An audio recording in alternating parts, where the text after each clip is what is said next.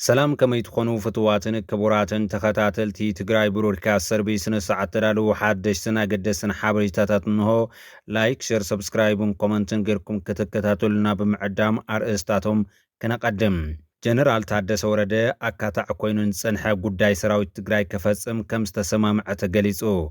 مراحت إثيوبيا بتقراي كويناتن زي مولعو حسنة يبلنان كمزبلو بعالها بتيزر وقبر ليبانوس تزاريبو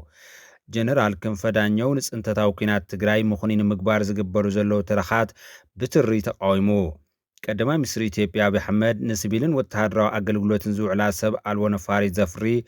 ስካይዊን ኢንዳስትሪ ከም ዘመረቀ ይገልጽ ኣሎ ኣብዚ ኢድ ሕቡራት ዓረብ ኤሚሬትስ ነዊሕ ምዃኑን እናተሓበረ እዩ ስታሊን ገብረ ስላሴ እንታይ ገጢምዎ ዝብል ጉዳይ ከምኡን ጀነራል ጉዑሽ ገብረ ዘመስገነሉ መድረኽ ዝምልከቱ ነዚ ሰዓት ተላልዎ ሓደሽትን ኣገደስትን ሓበሬታታት እንሆ ምሳና ጸኒሕኩም ክትከታተሉ ብምዕዳም ናብ ዝርዝራቶም ክንቅጽል ጀነራል ጉዑሽ ገብረ ንመንእሰይ ዓዲግራት ተመስጊኑ ኣብ ትግራይ ኣጋጢሙ ዘሎ ጸገም ንምፍታሕ ሕግደ መንእሰይን ሓድነት መላእ ሕብረተሰብን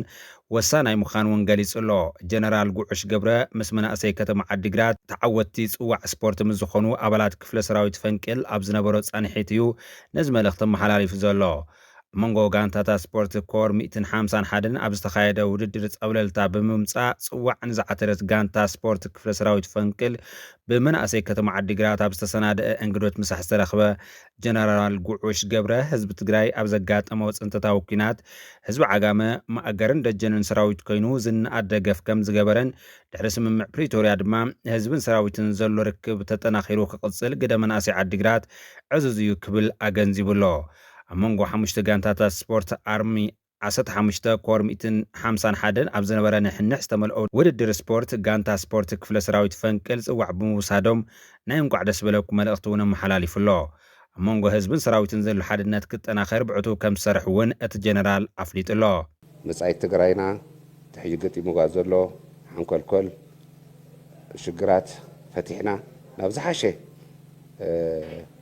ክነብጽሓ قد مناسي أبزي أزلو شلات تاوغو ناوغو نازللو هزو مدحنا ميم بتخالي مناسي ون كوفيلو زنبري كنا نفلتيه أو استفلالي أهرتات أو استفلالي ودابقوم ولك نتقالس زنبريو أبزي أتراخينا نشتي سلام رخينا كومزي غيرنا لا تماخرنا لا تودبنا قصل تسرحتاتنا ድማ بحد ኮይና ህዝብና ታፍታ ገጢማቶ ዘላ ጸገም ድማ ከም ነውጾም ምንም ጥርጥር የብለይን ነዚ ድማ ዓብይ መሳርሒ ኮይኑ ስፖርትና ክቅጽል ክንገብሮ ኢና እሞ ምትሕባርና ምድግጋፍና ታውዚ ላዕል ተጠናኺሩ ክቅጽል መልእኽተይ እንዳሕለፍኩ ክሳዕ ሕጂ ብዘይ ምንም ናትና ጻውዒትን ቅስቀሳን مناسي عدقرات نزي سنة يتقار أبزخونة أوان تقبروا قوالان تخونة حيي بدقي لنا وردر تأطوات اللواتنا هارت زقود لنا قر كتمالو زقوركم وصعري كابلبي بأرمشم كمسكني فتو يغني اللي بكل حبايتا جنرال كنفدانيو نصنتتاو كينات تግራይ مخنين مغبار زغبرو زلو ترخات بتري تقايموم ኣብ ገበን ጆኖሳይዳዊ ኩናት ትግራይ ቀንዲ ሃንዳስን ዓዳምን ዝኾነ ስርዓት ብልጽግና ድሕሪ ጽንተት ኣብ ሚድያታቱ ኩናት ሰሜን ኢትዮጵያ ዝብል ተረኽ ብምጉላሕ ንዝመጹ ወለደታት ኢትዮጵያ ኣብ ትግራይ ጆኖሳይዳዊ ኩናት ምፍጻሙ ዝምልከት ታሪክ ክሃስስ ወይ ጠቕሊሉ ክጠፍእ ወይ እውን ተሓታትነት እንተሃልዩ ትግራይ እውን ኣብ ክልላት ዓፋርን ኣምሓራን ጆኖሳይድ ከም ዝፈጸመ ተምሲሉ ማዕረ ክስታት ንምቕራብ ዝብሉን ካልኦት ኣማራጽታትን ንምጥቃም ነቲ ጆኖሳይዳዊ ኩናት ሰሜን ኢትዮጵያ ብዝብል ካብ ዝጽውዖ ዓመታት ከም ዘቑጸረ ዝፍለጥ እዩ بتماسل مجدي سرعة جرفون كاف مفلم تكوينات تجراي كستاور حي مجابيت كلتشن عسى عام تمرد نحمشتا أوارح زأكل ناب تجراي آيات وخنز بالكحدات بمقرب أب سمم بريتوريا ون سمي كيتال علن بموال كاب تسمم بموسع كاب تجبان نمملات نوي حقات كي خيد فتنو أب زقرب أوان جن نفل مأوان منجست إرترا نتجراي ورير الله نزبل كسب السجناب ذهبوا ملاش بمنجست تيبيات عدي مكمزاتو مأمانو زفلت كوينو ጆኖሳይድ ትግራይ ብዛዕባ ምፍጻም ብዝምልከት ኣብ ኬንያ ካብ 3 ጋዜጠኛታት ማለት ካብ ቢቢሲ ዋሽንግተን ፖስትን ኣሶሲየትድ ፕሬስን ኣብ ዝቐረበሉ ሕቶታት ኢሳያስ አፈወርቂ ነቲ ሕቶን ነቲ ክስን ከም ዝነፀጎ ዝፍለጥ እዮም እተን ዘቐረባ 3 ሕቶታት ብቐንዱ ኣብ ዝርከብኩም ብዛዕባ ምውፃእ ሰራዊት ኤርትራ ካብ ትግራይ ተዘራሪብኩም ዶ ዝብል ሕቶ እዩ ኣብቲ ቅድሚ 2 ዓመታት ዝነበረ ናይ ኬንያ መድረኽ ተሓቲቱ ነይሩ እቲ ዛዕባ ኣብ መስርሕ ሰላም ኢትዮጵያ ዘለዎ ግዳኸ ከመይ ርኢኽምዎ ዝብል ካልእ ሕቶ ዝተለዓለሉ ኮይኑ ብዛዕባ ሰራዊት ኤርትራ ኣብ ትግራይ ፈፂሞ ዝበሃል ገበናት ከንታይ ትብል ስለምንታይ ኢኹም ንላውኹም ኣብ ትግራይ ን5 ኣዋርሕ ሓቢእኹም ዝነበርኩም ኣብ ዝውግእ ካብ ሰራዊት ኤርትራ ክንደይ ዝኣክል ሰራዊት ኣብ ትግራይ ሞይቱ ብዛዕባ ምስጋር ስልጣንን ምርጫ ናብ ኤርትራ እንታይ ተሓስብ ወይስ ናይ ዕድመ ልክዕ ኣብ ስልጣን ምቕፃል መደብ ዘለካ ዝብል ሕቶታት ንፕረዚደንት ኢሳያስ አፈወርቂ ኣብ ኬንያ ቀሪበንኦ በዝሒ ዝሞቱ ወተሃደራት ኤርትራ ኣብ ትግራይ ኣብ ክንዲ ዝነግር እንታይ ገዲስኩም ዛ ዓይነት ኩራዝ ተመልኦ ምላሽ ከም ዝሃበ ዝዝከር እዩ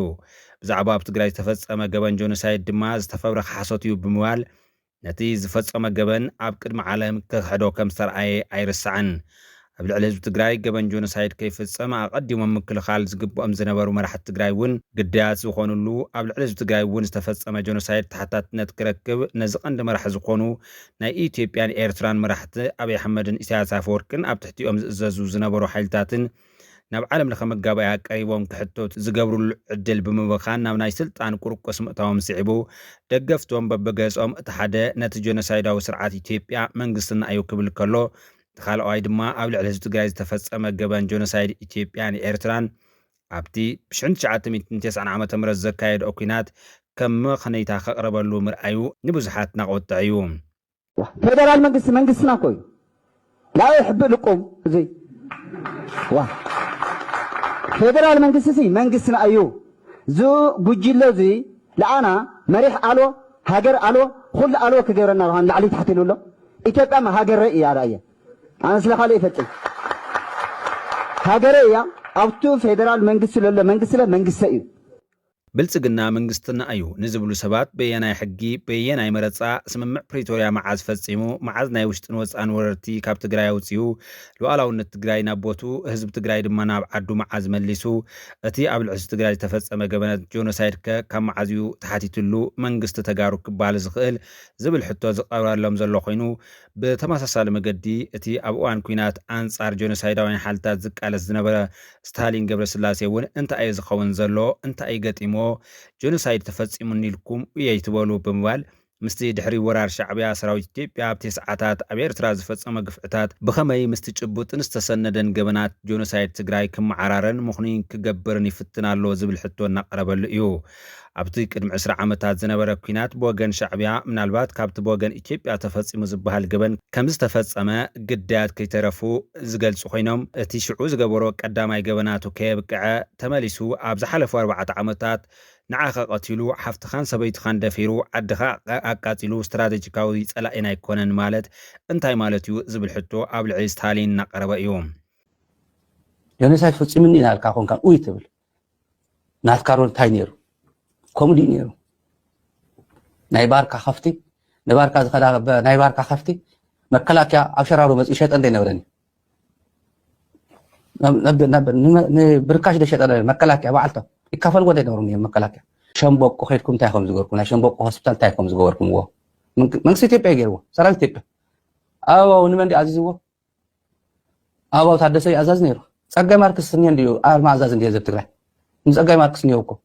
ኣብ ትሕቲ ኣባው ኮይኖም ሸምበቆ ዝነበሩ ብሰንዓፈ ዝነበሩ ንብርሃን ነጋሽ ጀነራል ብርሃን ነጋሽ ኮር ኣዛዝ እንዲ ነይሩ ዓዲግራት ኣብ ሰንዓፈ እንታይ ገይረምዎ መሞና ሆቴል እንታይ ገይረምዎ حفتن حجوز كشة هوتيلا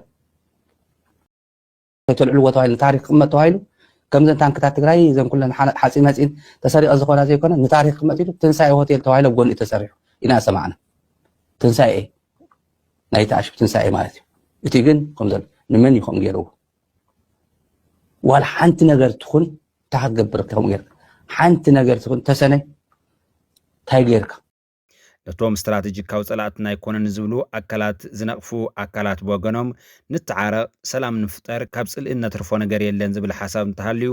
ግቡእ ምዃኑን ሓቀኛ ዕርቂ ክመጽእ እንተኾይኑ ግን ዝተፈጸሙ ገበናት ግልጽ ዝርርብ ከም ዘድልዮም እዮም ዝገልጹ ብወገን ትግራይ ንጆኖሳይዳዊ ገበናት ትግራይ ንምቅላል ክንዲ ዝኣክል ርሕቐት ኣብ ዝኽየደሉ ዘሎ ወቕቲ ብወገን እቶም ኣፍ ስርዓት ህግደፍ ዝኾኑ ከም በዓል ኣወል ስዒድ ዝበሉ ኣካላት ግን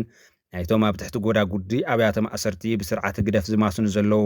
ገዳይም ጀነራላትን ፖለቲከኛታትን ኤርትራ ጨጉሪ ንውሽጢ ገይሮም ነቶም ብዙሕ ምቸትን ዕድላትን ይትረፈና ኢሎም ኣብ መሬት ዓዶም ንህዝቦም ንዕላምዖም ኣብ ኣርጋኖም ዝተዋድቑ ጀጋኑ ገዳይም ፖለቲከኛታት ትግራይ ኣብቲ ናይ ጆኖሳይዳዊ ኩናት ብምቕታሎም ኩርዓት ከም ዝስምዖም ብተደጋጋሚ ክገልጹ እዮም ዝስምዑ ንሕና ኤርትራውያን ኢና ዝተውዕል እንተዘይደሊና ናትካ መንግስቲ ከይተረፈንዓሉ ንሕና ኢና እዝዕፀዎ ናትካ መንግስቲ ኢና ንኣሊ እኮ ንሕና ናትካ ኣንበሳ ንኣሊ وعق نقمت وعق نقلي واجلات نقمت نحن اتم فقد حلم ها هيلوم استزراغو حمراح تخاكو گنزب تكور هاغراو نت كسرحو مس مليونات دولاراتهم يم نبر قبر خير خبو اب غدغات تشكي ام صنيحما من يو زراغي حغدي فلكا غدي دمبر دوب تግራይ خازلها زعبا ኤርትራ ክትዛረብ مزوريات واغي اخا اتبل حمد وتغابيرا كبيرا دما ኤርትራው هاغراውነት ኢብካን እግርኻን ከናቲፍና ድማ ጦርጦስ ደርቢናልካ مليون من سيق وحيفكا نام ناي سلطان ومبر هنفنف مبالديو اب زيغا توكور هاغراونت هاغر عسكر زبلكايو وقيانوس عولت نقيتناكا عدنا تمليسنا ويك اب مسلينت اخلو كوي كونني حزب تግራይ በብዋኑ ዝፍጸሙ ህልቂታት ክንዲ ዝስንድ ከምዚ ዓይነት ገበን ከይድገም ናብ ወለደታት ክንዲ ዝሕልፍ ንዑ እናረስዐ በመምጹ ኣብ ዝሓለፈ 100 ዓመታት እኳ ካብ ዘመነ ሼክ ክሳብ ዘመነ ጨፍጨፍ ሃይለ ስላሴ ካብ ዘመነ ደርጊ ሓዚ ድማ ዘመነ ጆኖሳይዳዊ ስርዓታት ኢትዮጵያን ኤርትራን ከምኡውን ኣምሓራ ብተኸታታሊ ጨፍጨፋት ይፍጸሙ ከም ዘለዉ ዝፍለጥ እዩ ነዚ ሕዚ ጆኖሳይዳዊ ኩናት ትግራይ እውን እንተኾነ ነቲ ኩናት እቲ ኩነታት ምስ ኣጋጠመ ቅድሚ እቲ ኩነታት ብዝብሉ ቃላት ስሙ ክሳዕ ካብ ምግባር ብተወሳኺ ነቲ ዝተፈጸመ ጽንተት ኣብ ክንዲ ተሓታትነት ክርከቦ ምግባር ዳግም ከይድገም ኣብ ወለዶታት ኣብ ክንዲ ምስራጥ ንስልጣን ክበሃል ይሕንሸሽ ከም ዘሎ ዝፍለጥ እዩ ይኹን እምበር ሓደ ካብቶም እዚ ጽንተት ከይመጽእ ብዘይምክልኻሎም ዝንቀፉን መወዳእታ ግን ግዳያት ካብ ዝኾኑ ተጋሩ ዝኾነ ጀነራል ክንፈ ዳኘው ንጽንተታዊ ኩናት ትግራይ ምኹኒ ምግባር ዝግበረሉ ዘለዉ ተረኻት ብትሪ ተቃይሙሎ ዝጠፋ ህይወት ክንመልስ ኣይንኽእልን ህዝቢ ትግራይ ግን ናብ ቦታኡ ክምለስ ክንገብር ንኽእል ኢና ኣብ ህዝቢ ትግራይ በፅሒ ዝንሄ ጥፍዓት ሰባት ክቕልልዎ ክደልዩ ከለዉ ናይ ግጭት ውፅኢት ናይ ፖለቲካዊ ኣፈላላይ ውፅኢት ገይሮም ይገልጽዎ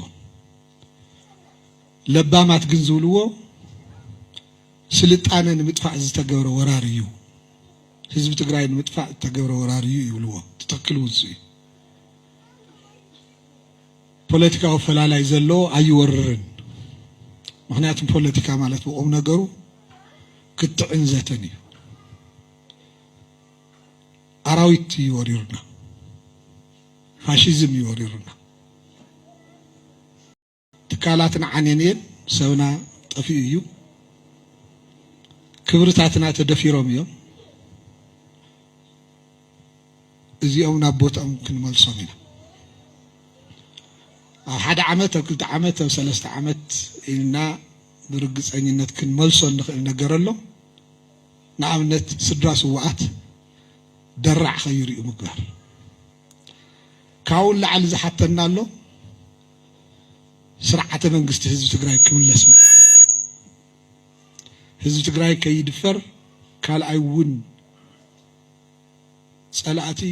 قولي حلم كيري وزقبر سرعة منجست تجري كمل سلو حزب منجست يبنى سرعة ون يبنى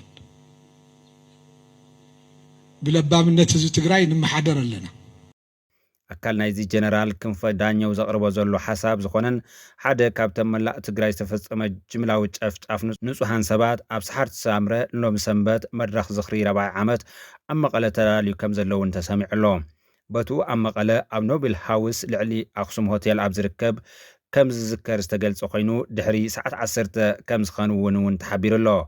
أب جنوسايدا وكينات تجراي أما لا تجراي قبل علنسو هاد زيغاتا استفز أما جملة وتشفشاف كي ترسعك القلاع أملا إثيوبيا سفصم قفعتات كلهم كسندو مرداتات تتناخرو ناب تحتاتነት كمرح مقبار حلفنت كل تقرواي مخانون كرساع كم زي بلقيو تناقير زلو مراحتي إثيوبيا بتقراي كوينات نزيمو اللعو حسنة يبلنان كم زبلو بعال هابتي زرقو قبر ليبانوس تزاريبو تبعال هابتي بزعبا منقستي إثيوبيا بتقارو زورو زلو ناسرار حاز تحاسم مرحتات ملكيتو أبزاو حوريتا نا فيدرال منقست كيدنا منقستهم أي حاتتنان فلما سرعاتي قبر نكن كحسوكم يقبا قن داق ماي بخوينات كم زي عنو حسنا زهبن أكاليلن إلومنا مرحتنا بناي هزو مقدات يتقلدو واقا استخفللو قطبا دقيقو حزون داقم نابدقات خيد يولون زملكو تأكال نهزبي مبرح رهي كهبي قبا كبل سوعلو ناي هزبن ناي عدن حلافنا تشكمني أكال وصانو وخفلت أنا خللو شول طريق عنوات زي بصر يأمن اللو ديو سلازي مبرح رخلنا خللو أبعلنا زول مجمرة لمرحنا أكال مبرح رزي هذا لخالي تقامتنا ترقم سلازي يقولو جزئنا فعنا قاتل زلنا بصرون بتخكلوا تسحر رجنا لنا تسشيطنا لنا لخفلت نكفل وصانو يفلت أنا من قسنا جمرة أوزين حدار كفلت أنا خلل كجورة لجبو أفتكري أي جبر زلبس أواج كفيدرال تقبلوا لوز حدش فتات حقتات أفتكري كتأتات ولو لخلوا زلوا مراحتي كابي يمسيمو ويوعلو برتريا يلن دورينا يينا كل النخون عقمنا المسؤولة توكال مكربيتيتو فيدريشن مكربيتيتو نايت تأكل يقتل فيدرال سلازي يقول تقبلنا هم كن إذا ما بتنازل لما الأكل ليه تخاطته ناي فيدرال أواجات الناموس التجري لفتصم له أكلات مراحتي مرسي هونا مجمرتها زهر لا يفلتوا هنا معهم يصعب بنا هزب قلبي أي قلدو لكن ده عمل التهانة وقال تخفض له يكون من دقيقه حزبون داغمنيا دقت كخد يولي سلازي كملو سلقبهم أكلات مجمريا مصيو مبراري هاول هزب تجري مبراري هاول زنقاداي كجورن تخيلهم بوعل برتريا مسرت ناي فيدرال مطلع أواجات تخيلهم يفتحوا تلوعلهم لجزء كم تجري تأوستا قبلوا يخليهم سلازي أنا لول نازلوا فيدرال منقستهم بأكل كنا هنا منقستهم ما يتأيقنا مجمرة أدوار سرعة يقبر هاي داغمنيا طورنت كم زي أتون كون فلتم كلنا كن كحسكم يقبلنا قل داغمنيا اللي يعن ولا مخنيات اسم واستنا لنا أكل كمني لنا سولزي الملس أين برنكم سلازي زيون حدنا يكونوا من هزب تجري عنوات يكونوا ليه ولا عد ترقم يقول جنرال تحدث سلازي كم كتعقوين الصنحة قداي سراويت تجري كفصم كم استسمع مع تجلسو سراويت تجري نمفراس تعلم شرحتات يبزبل بتجوب إذا كايد مرحنة أو مزقر بلوزنا برا أب تجري تقاريت الصنحة DDR أبز متصمون كجمريو تبهيل الله إذا حدث جمر DDR قطر الصنابات تجارلتي كابسل استميتن عسران نبشد استميتن عسران أبحد وان عبيو كم زلون تجلس اللهم معلتي سلسلة من إنسان تسنابتي نما أخل تحدثوا يعطو من بارم زفلاتيو كيدي DDR صح سوني كم جمر تجلس خوينو زاجير كم تقدمي لزنبرة بزح جنزب ديك خفل ويس أيقونان زبل جناي تفلت أنزلوا زخنا خوين جن تقاريت أنحى كيدي DDR بحت مجابيد قلت شن عسى شوعتين عم تمرت كجمر وخاني يزجل زلوا توم أما أخلات دي موبايلايزيشنز تفلالي سلطناتاتن استمرتاتن زهبو زنبرو أكلات لومي 3 لكاتيت كلتشحن 17 عام تمرت نابت مأخل كأتو تنجيروان كم زلون تحبيريو قدم حجي سم زرزر تتصاريون أن وردو استل أخا من بارز فلت كوينو حجي حدش تتصاريو زمت أصل زلو كلنا أن وردو كيدو شم زرزرو كرغاغز ألو وانتبهي للو أقراو تحدثو كوميشن إثيوبيا بتقراي بحدا تكنيكاو بوليتيكاو مخناتات تقاريتو إلو زغلصو DDR أبز حصر معلتي كم جمر نايت كوميشن مكتل كوميشنر مكل خال هاجر بموكال هاجراو DDR بروجرام زت حبابر زلو برغادير جنرال دربي مكاريا غليص الله أبز قصل سومن أما قلن عراق حاموسن أبتن استدالو مأخلات تقاريت زنبرة ناي DDR سراح تتناخيرو خمز قصلون حبيريو مثل علو تمرار حاكم زتزتيلون أبز قصل 4 أوارح أوشتي تجراي سوسان شوعتن شي حبت بروجرام كساتف بمقبار أما حبر سوا من أيمس إمبار سرحة تناخيرو 5 قلتل دما أتم خطل كوميشنر تزاريبيو مكتل جزاو محدار تقراي لتنال جنرال تعدس ورد بوغنو نزيا مفصام كم استسمع مع بمقلاص DDR كفصام أدلاي زبلة ديغاف كم زقبر عفليت الله ጀነራል ታደሰ ወረደ ነቲ ፕሬዝዳንት ግዚያዊ ምሕዳር ትግራይ ጌታቸው ረዳ ውሳነ መራርሓ ሰራዊት ብዝብል ዘይሕጋዊ ጉባኤ ዘካየደ ስልጣን ንምርካብ ዝተጀመረ ዘይሕጋዊ ምንቅስቃስ ጠጠው ንኽብል ዝተጻሕፈሉ ደብዳቤ አመልኪቱ ግን ዝበሎ ነገር የለን። ቀዳማይ ሚኒስትር ኢትዮጵያ አብይ አሕመድ ንሲቪልን ወተሃደራውን አገልግሎት ዝውዕላ ሰብ አልቦ ድሮናት ዘፍሪ ስካይዊን ኢንዳስትሪ ከም ዘመረቀ ይግለጽ ኣሎ። እተን ድሮናት ሓበሬታ ንምእካብ ንምክልኻል ንምጥቃዕ ዘኽእል ዓቕሚ ከም ዘለዎን ብምግላጽ ኢትዮጵያ ድሮን ንዕዳጋ ወጻኢ ምቕራብ ዘኽእል ዓቕሙን ከም ዝሃነጸት እዩ እቲ ቀዳማይ ሚኒስትር ዝዛረብ። አብይ ድሮን ምፍራይ ጀሚርና ክብል ከሎ ብዙሕ ሰብ ከም ቀልዲ ዝሪኦ ዘሎ ኮይኑ ገለ ተዓዘብቲ ድማ እዚ ጉዳይ ሕዚ ዋላ ወግዓዊ ይኹን ስራሕቲ ካብ ዝጅምር ግን ዛጊድ ሓደ ዓመት ኮይኑዎ ኣሎ። ናይ ዓዲ ሙሉእ ባጀት ኣብ ናይ ኩናት ጉዳይ ዝፈስስ ዘሎ እናበለ እዮም። ካልኦት ተዓዘብቲ ድማ ሰበስልጣን ኢትዮጵያ ዓቕምን ሓይሊ ሃገራዊ ድሕነትን ሓዱሽ መጻረርቶም ብቕዓትን ሰራዊትን ብዝግባእ ዘጽንዑ እዮም ዝመስሉ። ቅድም ዓረር ሕጂ ከዓ ድሮን ኩነታት ናህሪ ይውስኻሎ ዝብሉ ዘለዉ ኮይኖም እዚ ዞባ ሰላም ከይረክብ ዝደሊ ግን መን እዩ ዝብል ሕቶ እውን እናበገሰ እዩ። ኣብዚ ጉዳይ መልኪቱ ሓሳቡ ዘካፈለ ኤርትራዊ መምህር ተመስገን ካሕሳይ ጠንቂ ሰላም ዞባና ኣብ ትሕቲ ዝብል ርእሲ ሓንቲ ካብተን ቀንዲ ተዋሳእቲ ናይ ዞባ ቀርኒ ኣፍሪካ ኮይነን ዘለዋ ሃገራት ጠቒሱሎ። ኣብ ዝሓለፈ 10 ዓመታት ብፍላይ ድማ ኣብ ዝሓለፈ 5 ዓመታት ፈታዊትና መሰለት ከባቢና ምሕማስ ዓብ ተራ ትፃወት ዘላ ብስፍሓታ እታ ዝደቐቐት ደሴታዊት ሃገር ኤማራት ዓረብያ ኣሜሪካውያን ፖለቲከኛታት ንኢማራት ዓረብ ኤጋዝ ስቴሽን ዊዝ ኤፍላግ ኢሎም እዮም ዝስሕቁላ ነይሮም። እዚ ድማ ካብ ምንኣሳ ዝተለዓለ ሃገር ዘይብላ መሬታዊ ስፍሓት ብዘይምህለዋ እዩ። እዛ ንእሽቲ ሃገር ግና ካብተን ዘይተኣደነ ነዳድን ክቡር ዕንቁን እትውንን ኣብ ሓፂር ግዜ ድማ ካብተን ሃብታማት ብቁጥባ ዝኾነት ሃገር እያ። ምእንቲ እዚ ድማ ሽማ እናገነነ ብዝኸደ ቁፅሪ ብገንዘባት ትዕድጎም ሓያላት ሃገራት ብዙሓት እዮም። ብዘቢላ ድማ ኣብ ዞባና ቀሊል ዘይኮነ ጽልዋ ክትሕድር ክኢላላ ይብል። ኣስዒቡ ከዓ ኢማራት ኣብ ውሽጢ ጉዳይ ሱዳን ኣላ፣ ኣብ ውሽጢ ጉዳይ ኢትዮጵያ ኣላ፣ ኣብ ውሽጢ ጉዳይ የመን ኣላ፣ ኣብ ውሽጢ ጉዳይ ሶማል ኣላ፣ ኣብ ጉዳይ ግብፅን ፍልስጤምን ኣላ፣ ኣብ ቁጠባዊ ጉዳይ ግብፅ ኣላ፣ ኣብ ጉዳይ ቀይሕ ባሕርን ወሽመጥ ዓረብን ኣላ ወዘተ። ናይ ኢማራት ዓረብ ኣብ ከባቢና ዘለዋ ኣእዳው ብዙሕ እዩ። ነዚ ድማ ዘይተኣደነ ቢልዮናት ዶላራታ እተፍሰሉ ዘላ ዓብዪ ፕሮጀክት እዩ ክብል ዝገለጸ ኮይኑ ኢማራት ዓረብ ኣብ ውሽጣዊ ጉዳይ የመን ኣብ መስከረም 2014 በቆጻጽራ ፈረንጂ ኣብ የመን ዕጡቓት ሑቲ ንርእሰ ከተማ ሰንዓ የመን ምስ ሓዝዋ ንዝነበረ ምስ ስዑድያ ኮይንካ ንየመን ምሕማስ ነቲ ዝነበረ ናይ ሱኒ ስርዓት እትድግፍ ስዑድ ዓረብ ድማ ኣብ ርእሲ ህዝቢ የመን ከቢድ መጥቃዕቲ ብምፍናው ስዑድያ ብሓደ ወገን ኢማራት በቲ ሓደ ብምዃን ኣብ ውሽጢ ጉዳይ የመን ብዙሕ ዕንወት ኣስዒበን ተስዕበን ኣላ። ምንቲ እዚ ድማ እቲ ሎሚ ኣብ ሰንዓን ኣብ ቀላያት ቀይሕ ባሕርን ዓብዪ ስጋኣት ኮይኑ ዘሎ ሰራዊት ሑቲ ኣብ ርእሰ ከተማ ኤማራት ተደጋጋሚ ናይ ሮኬትን ሚሳኤላትን መጥቃዕቲ ይፍኑ ከም ዘሎ ዝፍለጥ እዩ። ምዚ ብዝተኣሳሰር ኣብ 2016 ዓ.ም ፈረንጂ ምስ ውልቀ መላኺ ኢሳያስ ኣፈወርቂ ሕቡእ ርክብ ብምግባር ዝዓበየ ናይ ድሮን መደብርን ቀለብ ሰራዊት ዝውዕል ሎጂስቲክስ ገንዘብን ከም ሞሳ ተቐቢሉ መዓስከር ንዘይተወሰነ ዓመታት ብምስራሕ ኣብ ልዕሊ ደቡባዊ ቀይሕ ባሕሪ ኣፅዋራታ ከተስፍር ጀሚራ ነይራ ዝብል መዘኻኸሪ ሂብሎ። ብምቕጻል እዚ መዓስከር እዚ ምስቲ ድሕርና እንገልጾ ርክብ ወተሃደራዊ ስርዓት ብልጽግናን ኣብይ ኣሕመድ ብዘይሕጋዊ ስርዓት ኢሳያስ ኣፈወርቂ ኣብ ኩናት ጽንተት ህዝቢ ትግራይ ኣበርክቶ ዝገበረ ፕሮጀክት እዩ። ድሕሪ ምምጻእ ምምሕዳር ባይደን ግና ኣብ ውሽጢ 2 ሰሙን መንግስቲ ኢማራት ርዑ ጠቕሊሉ ካብ ኤርትራ ከም ዝወፅእ ተገይሩ ብምባል ነቲ ኣብ 2013 ዓ.ም ኣብ ልዕሊ ሰራዊት ትግራይ ሒዝዎ ዝነበረ ከበድቲ ብረታት ዝተፈጸመ መጥቃዕቲ ካብ ዓሰብን ድሕሪኡ ኢማራት ካብ ዓሰብ ጠቕሊላ ዝወፀትሉ ኩነታትን ታሪኻዊ ፍጻመን ኣዘኻኺሩሎ። ኣስዒቡ ከዓ ኢማራት ኣብ ውሽጣዊ ጉዳይ ኢትዮጵያ ኣብ 2018 ወተሃደራዊ ስርዓት ብልጽግና ኣብይ ኣሕመድ ናብ ስልጣን ምስ መፀ መንግስቲ ኢማራት ነቲ ዕድል ተጠቒሙ ሕውነት ብዝበሃል ጥቡቕ ዝምድና ብምምስራት ክሳብ ሕጂ ቢልዮናት ዶላራት ኣብ ቁጠባ ሕርሻን ቴክኖሎጂን ኢትዮጵያ ንቁም ነገር ዘይኮነ ኣብ ብልጭልጭ የጥፍእ ኣሎ። ምስ ውልቀ መላኺ ኢሳያስ ኣፈወርቂ ዘይቅዱስ ዝምድና ምስ ተፈጥረ ድማ ክሳብ ናብ ቤተ መንግስቱ ብምዕዳም ፈታዊ ሰላም ክመስል ናይ ወርቂ ሃብል ብምጥላቕ ነቲ ጌም ኦቨር ዝብል ጭርሖ ዝወልዐ ኩናት ትግራይ ደጊፉ መዊሉ ክብል ኣዘኻኺሩሎ። ኣስዒቡ ከዓ ኣብ ውሽጣዊ ጉዳይ ሱዳን ኣብ ዘሎ ዘሕዝን ኩናት ሓድሕድ መንግስቲ ኢማራት ነቲ ሓደ በቲ ጀነራል ሕመቲ ዝምራሕ ሰራዊት ደጊፉ ኣዕጢቑ በብመዓልቱ የስንቕ ኣሎ ዝብል ኮይኑ ኣብ ርእሲ እዚ ናይ RSF ዳዕመል ሰሪዕ ምንጭታት ኣታዊ ዝኾነ ኣስታት 5 ዓበይቲ መፍረይቲ ኩባንያታት ኣብ ኢማራት እናሰርሓ ነቲ ብገበን ጽንተት ህዝቢ ዳርፉር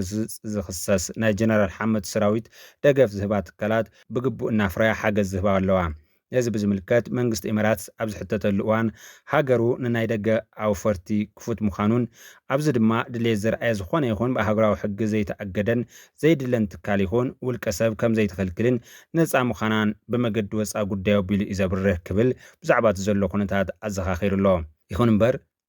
ኣብ ምምሕዳር ትራምፕ ዝገጠሞ ተጓንፎ ኣብ ኤርትራ ቀሊል ከም ዘይኮነ ዝገልጽ እቲ መምህር ሕጂ መጽኢ ዘሎ ምምሕዳር ትራምፕ ካብ ናይ ባደን ብዝተፈለየ መልክዑ ምስ ጉዳይ ሱዳን ከም ቀዳማይ ጉዳዩ ኣብ ቀርኒ ኣፍሪካ መሰረት በቲ ሕጂ ሒዝዎ ዘሎ ሓዱሽ ፍሉይ ኣምባሳደር ምብራቕ ኣፍሪካን ዞባ ቀይሕ ባሕርን ዶክተር ጄይ ፐተር ፋም ኣቢሉ ኣብ ዕጡቓት ሓይልታት ዓመል ሰሪዕ እንታይ ትእዛዝ ክሕልፍ ከም ዝኽእል ነዚ ድሮ ጀነራል አልቡርሃን ዝምራሕ ማእኸላይ መንግስቲ ሱዳን ረኺቦ ዘሎ ዓወታት ደጊፉ ሱዳን ነፃ ምርጫ ብምክያድ ህዝባዊ መንግስቲ ኣብ ምስራት ርግእቲ ሱዳን ኣብ ምፍጣር ተራ ክፃወት ዓብዪ ትፅቢት ከም ዘለውን ኣመልኪቱሎም ኤምራት ኣብ ውሽጢ ኢትዮጵያ ኣላ ዝበለ እቲ መምህር ኤምራስ ካብ ፈለማ 2018 ዓመተ ምህረት ምስ አብይ አሕመድን ኢሳያስ አፈወርቅን ከምኡውን ምስ ፕሬዝደንት ሶማል አልፈርማጆ በቀረባ ሓቢራ ብምስራሕ ኣብ ሃገራት ኣሳት 5000 ዝኾኑ ወተሃደራት ሶማል ንፍሉይ ታዕሊም ብዝብል ጉልባ ወሲዳ ኣብ ዓዲ ጎልጎል ከባቢ ድባርዋ ጽልማ ብናይ ሳዋ ዓለምቲ ብምዕላም ኣብ ኩናት ትግራይ ከም ዝሳተፈ ገይራ ብቐንዱ ድማ ነቲ ኣብ ፈለማ 2020 ኣቆጻጽራ ፈረንጂ ዝተወልዐ ብዓይነቱ ናይ መጀመርያ ኣብ ኣፍሪካ ህዝቢ ዘህለቐ ጽንተት ትግራይ ኣብ ጎኒ ሰራዊት አብይ አሕመድን ኢሳያስ አፈወርቅን ከምኡውን ሶማልን ብምዃን ብገንዘብ ነዳድን ኣጽዋርን ብምሕጋዝ ቀዳመይቲ ተዋሳኢት ነይራ ክብል ዝገለጸ ኮይኑ ኣብዚ ንህዝቢ ትግራይ ንምጽናስ ዝተገብረ ኩናት ብዘካ ኤምራትስ ዓረብ ቱርክ እውን ተሳቲፋ እያ ይኹን እምበር ቱርክ ንገንዘባ ንንግዲ ንጥቕማ ኢላ ዝተፃወተቶ እምበር ካብ መንግስቲ ኤምራትስ ስትራቴጂካዊ ረብሓ ቀርኒ ኣፍሪካን ቀይሕ ባሕርን መሰረት ዝገበረ ይነበረን ብምባል ብዘካዚ እቲ ናይ ኤምራትስ ዓረብ ኣብ ከባቢና ብዘካቲ ፖለቲካዊ ትሕዝቱ ሃይማኖታዊ ፀቕጢ እውን ኣሎ እዩ ክብል ኣፍሊጡ ኣሎ ነቶም ተኸተልቲ ሱኒ ሙስሊም ሕብረተሰብና በቲ ናይ ሸዓ ኣከራሪ ኣተሓሳስባ ሓዱሽ ዘይነበረ ነቓዕ ዝፈጥርን ስኒት ሕብረተሰብና ብሓደጋ ዘእቱ ሸርሒ እውን ኣሎ እቲ ሎሚ ኣብ ናይ ኦሮሞማ ሓይሊ ብመገዲ ዓፋር ናይ ኩሽና ዝብል ሓደገኛ ጎስጓስ እቲ ብኣጋ ብዘመናዊ ዓለም ብሰላም መፍትሒ ክረክብ ዘሎ ፍትሓዊ ሕቶ ሙስሊም ተጋሩ ከም ምክንያት ተጠቒምካ ነቲ ኣብ ግዜ ኢህወደግ ኣብ ማእኸል ኣዲስ ኣበባ ናይ ድምፂ ናይ ሰማዕ ዳግማይ ናብ መቐለን ኣኽሱምን ናይ ምድጋም ተርእዮውን መላእ እቲ ንጹህ ናይ እምነት ሕብረተሰብና ብጥንቃቐ ከንብቦን ከስተውዕሎን ዝግባእ ጉዳይ ክብል ኣዘኻኺሩሎ ብምቕጻል እዚ ሕጂ ድሕርቲ ብርቱዕ መኸተ ህዝቢ ትግራይ ኣብ መንጎ ወተሃደራዊ ስርዓት ብልጽግናን አብይ አሕመድን ከምኡውን ሕጊ ኣልቦ ኢሳያስ አፈወርቅን ተፈጢሩ ዘሎ ዘይተርፍ ናይ ኣጥፊኻ ጥፋእ ኩናት መንግስቲ ኢሚራት ዓረብ ንመኒኦም ፀጊዕ ክወስድ እዩ ንግዚኡ እኳ ዝተፈልጠ እንተዘይኮነ ከምቲ ብሓባር ሃብል ወርቂ ዘንጠልጠለሎም ናይ ዓራቕ ሽምግልና ተራ ክሳብ ሕጂ ወስደን ዘሎ እዚ ማለት ድማ ሙሉእ በሙሉእ ኣብ ጎኒ ሰራዊት አብይ አሕመድ ተሰሊፉሎ ነዚ መፅዕ ንወት ኣበርክቶ ክገብር እዳሎ ከም ዘሎ ዝሰሓት ኣይኮነን ወተሃደራዊ ስርዓት ብልጽግና አብይ አሕመድ እንተሰሊጥዎ ድማ ናይ ሓባር ሓይሊ ከቕሙ ተመሊሱ ኣብ ደቡባዊ ደንከል ማዓስከር ክሰርሕ እዩ ክጽባእ ኢሉሎ ኣብ መወዳእታ ስለምንታይ እዩ ኤምራት ዓረብ ክንዲ ዝኣእዳው ኣብ ኢራን ቀርኒ ኣፍሪካን ዝርግሕ ዘሎ ዝብል ሕቶ ብተገዳስነት ምርኣይ የድሊ ዝበለ ኮይኑ ብዙሓት ተንተንቲ ከም ዝብልዎ እቶም ምኽንያታት ክልተ ምዃኖም ጠቒሱሎ እቲ ቀዳማይ ነቲ ዘሎ ዘይተኣደነ ሃብትን ጸጋን ናይ ሃገሩ ምስ ምውሓድ ህዝብን ምንኣስ መሬትን ኣብ ዝኾነ ይኹን ሰዓት ካብ ዝኾነት ሃገር ስጋኣት ስለ ዘሎ ምስኣ ዝስለፉን ኣብ ዝደለየቱ ሰዓትን ብሚልዮና ዝዋግኡን ዘከላኸሉን ሰራዊትን ዕጡቓትን ክትረክብ ዘኽእላ ሕጂ ተኸፍሎ ዘላ ፔትሮ ዶላር ከም ዕርውን ብምሕሳብ ከም ዝኾነ ይገሊጹ ዘሎ እቲ ካልኣይ ኣብ ዝተናውሐ ግዜ እቲ ሎሚ ዘሎ ሃብቲ ነዳዲ እናወሓድን እናተወደን ምስ ምኻዱ ካብዘን እትሕግዘን ዘላ ሃገራት ሰፊሕ መሬት ብምሓዝ ካብ ሕጂ ሕርሻን ኢንዳስትሪን ወፍሪ ብምግባር ከም መደብ ሒዛ ትንቀሳቐስ ከም ዘላ ብምግላጽ እምበኣርከስ ኢሚራት ዓረብ እውን ከም ዝኾነ ሃገር ንረብሓ ህዝባን መሬታን ክትስርሕ ንቡር እዩ ንሕና ከም ሕብረተሰብ ንረብሓና ክንስርሕ ብዘይምኽኣልና ካልኦት ሃገራት እውን ንረብሐአን ክሰርሓ ይብለን እውን ኣይንብልን ምንተ ረብሐአን ዝተናውሐ ኩናትን ሓድሕድና ክንተሃላለቕ ዶላራትን ኣፅዋራትን ናዕድላ ሰላምና ክዘርጋና የብለንን ብቐንዱ እቲ ጌጋን ስሕተትን ግና ኣብቶም ኣሕዋትና ብምጥፋእ ሰላም ክንረክብ እንሓልም ካብ ሕሉፍና ዘይንምሃር ኮይንና ዘለና ንሕና ኢና ብምባል ህዝቡን ሰላም ቀዳምነት ክወሃቦ ዝግባእ ምዃኑን ናይ ደገ ምትእትታዋት ይኣክል ኢልካ ብምኽልካል ነቶም ዘለውኻ ጸጋታት ንወለዶታት ብምሕላፍ ኣብ ዞባና ሰላም ከም ዘደሊ እዩ መምህር ተመስገን ካሕሳይ ኣብ ዘርግሖ ጽሑፍ አመልኪቱ ዘሎ አባቶቻችን አንድ ነገር ብለው ነበር ጦር አይመጣም ሲሉት ይመጣል ድንገት ደና ጎበዝ መርጠው ካልቆዩት ይህ ማለት መዘጋጀት ካልቻል ጦርነት በማንኛውም ጊዜ ሊያጋጥምና ሀገር ሊያፈርስ ይችላል። ጦርነት ለማስቀረት በቂ ዝግጅት ያስፈልጋል። ጦርነት አሳጥሮ ለመጨረስም በቂ ዝግጅት ያስፈልጋል የሚለውን መልእክት ያስተላልፋል እና ዛሬ ያየነው አቅም ያለን ኃይል የሚያባዛ ነው። በታክቲካል ሌቭል ምን ታጠቃቸውን ድሮኖች በስፋት ማምረት የሚያስችል አቅም ስለሆነ ማንኛውም የሚገጥመን ፈተና ካለ በመረጃ አቅምም በማጥቃት አቅምም የጠላትን እንቅስቃሴ አስቀድሞ አውቆ በማክሸፍ አቅምም ለኢትዮጵያ መከላከያ ሰራዊት፣ ለፖሊስ ሰራዊት፣ ለደህንነት ተቋማት የሚሰጠው የማባዛት አቅም በጣም ከፍተኛ ነው። ናይ ክብራን ተኸታተልቲ ትግራይ ብሮድካስት ሰርቪስ ነሰዓት ዝተዳለው ሓደሽትን ኣገደስትን ሓበሬታታት እዚኦም ይመስሉ። ላይክ፣ ሼር፣ ሰብስክራይብ ምግባር ስለተከታተሉና ኣዝና ንመስገን።